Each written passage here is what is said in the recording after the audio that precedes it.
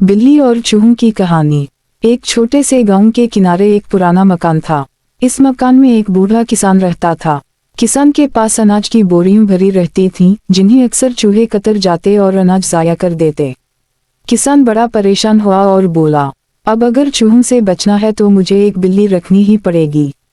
अगले दिन वो बाजार गया और एक होशियार सी बिल्ली खरीद लाया। बिल्ली की चालाकी। बिल्ली ने घर में कदम रखा तो देखा कि यहाँ तो दर्जनों चूहे हैं। बिल्ली ने सोचा, अगर मैं सबको एक ही दिन खत्म कर दूं तो कल मेरे पास खाने को कुछ नहीं होगा। बेहतर ये है कि मैं आहिस्ता आहिस्ता उन सबको पकड़ूं। यूं बिल्ली रोज एक दो चूहे पकड़ती और बाकी को डरा कर भगा देती। चूहों की मीटिंग। कुछ दिनों बाद चूहे बहुत परेशान हो गए।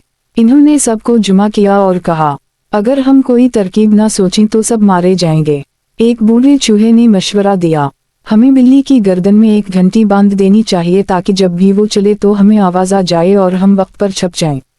ये बात सबको बहुत पसंद आई, मगर जब ये सवाल हवा की घंटी बांधेगा कौन, तो सब खामोश हो गए। हर एक डर गया कि अगर वो बिल्ली के पास गया तो बिल्ली उसे फौरन खा जाएगी।